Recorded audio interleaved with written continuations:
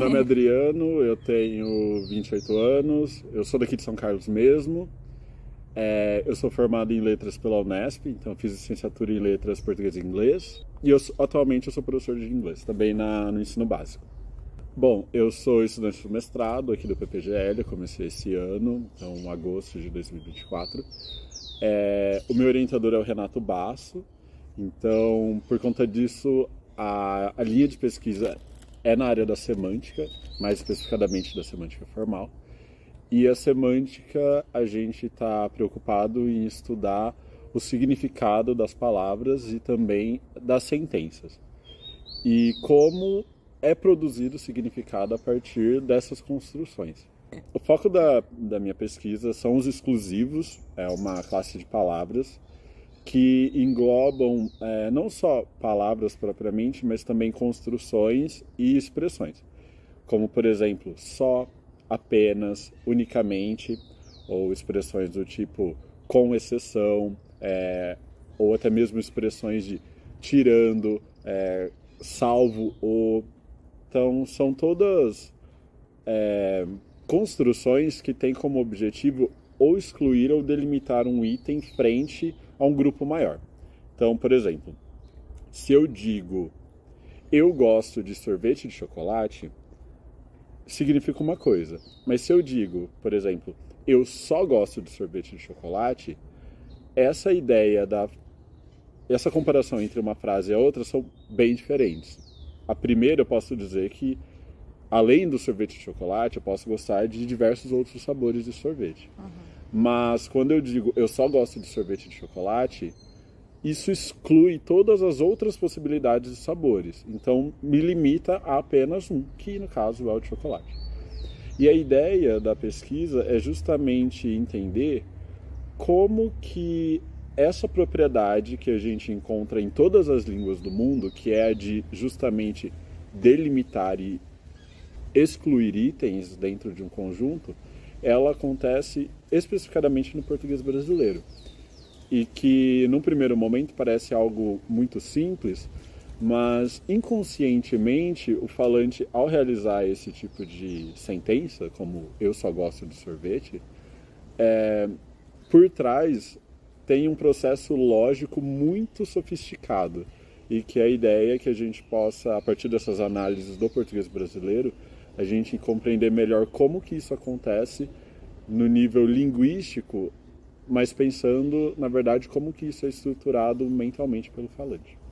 A gente, na nossa bibliografia, digamos assim, a gente tem como referência alguns estudos da língua inglesa. Então, são estudos que foram feitos dos exclusivos na língua inglesa. Então, partindo desse pressuposto que esse fenômeno acontece em todas as línguas do mundo, a ideia é tomar como uma inspiração, digamos assim, né, como foi esse estudo feito em língua inglesa, e a gente vê a extensão desse estudo na língua portuguesa, mais especificadamente no português brasileiro, que é o nosso objeto de estudo, né? Então, a ideia é que a gente colete de alguma forma quais foram os dados obtidos numa outra língua e a gente, por uma certa comparação, vê como esses dados e esse fenômeno está presente no nosso objeto de estudo. No caso dos exclusivos em específico, é uma classificação mais semântica, digamos assim, do que embutida na gramática normativa que a gente vê dentro da escola. Então, via de regra, dentro da escola a gente lida com a gramática normativa, que é um tipo de interpretação da língua portuguesa em termos de construção e funcionamento. Então, se a gente for pegar essa classe semântica dos exclusivos e tentar encontrar na gramática normativa, a gente não vai encontrar algo padronizado, no sentido de que todos os exclusivos são advérbios, por exemplo, ou todos eles são preposições ou coisas do tipo. Não tem. Então, a ideia, na verdade, pensando no ensino, seria trazer uma perspectiva diferente para os alunos de como eu posso olhar o meu idioma, no caso, mais especificadamente do nosso português brasileiro, como eles podem entender a língua de uma forma mais holística do que, de fato, o que é certo e errado de acordo com uma norma. Então, eu acredito que a pesquisa em si, se for para fazer uma transposição para dentro da sala de aula, está mais no ramo de apresentar para os alunos e até mesmo para a comunidade em geral, como olhar os fenômenos linguísticos de uma forma um pouco mais interessante, no sentido de que a gente não está interessado no que é certo e o que é errado, mas sim o que acontece, como acontece e como a gente encontra isso lá fora, no sentido na comunidade mesmo. Eu sou de São Carlos, né? Então o nome UFSCar sempre foi muito comum no meu cotidiano, porque eu sou da cidade. Mas eu não fiz letras aqui, eu fiz letras na Unesp por algumas outras questões.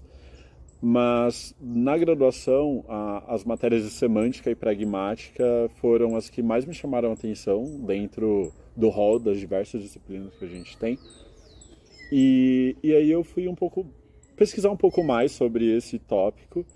E na Unesp de Araraquara em específico, não é um forte deles pesquisa em termos de semântica. Então, por sorte minha, eu vi que aqui na linguística, né, no PPGL, existem 2 professores que levam bem a sério e à frente esse tema da semântica, que é o Kleber e o Renato, que é o meu orientador. Lendo aquilo que eles fazem, eu me identifiquei um pouco mais com o Renato, em termos daquilo que eles se propõem a pesquisar. E no final da minha graduação, eu mandei já uma mensagem para ele, um e-mail, algo bem simples mesmo e bem informal, do tipo: sou aluno de graduação, tenho pretensões de fazer mestrado, achei interessante essa linha de pesquisa, gostaria de marcar uma conversa.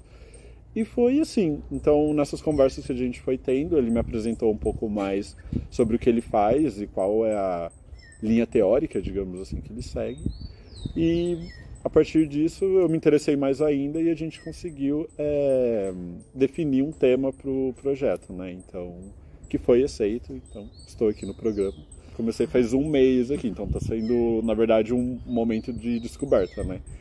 Então, está sendo uma experiência bem interessante para descobrir mais em detalhes um lugar que sempre fez parte da minha história, de alguma forma, considerando que eu sou daqui da cidade, né? Então, está sendo bem interessante. No caso,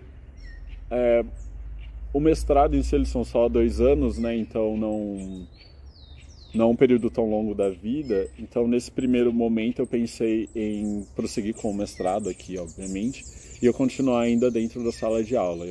Eu acho que é possível, no meu caso pelo menos, lidar com a pesquisa e com o ambiente de trabalho. Como eu sou professor, então existe uma certa flexibilidade que me permite isso. E então eu pretendo seguir no mestrado, terminar, e no futuro, não tão distante, partir para o doutorado, né?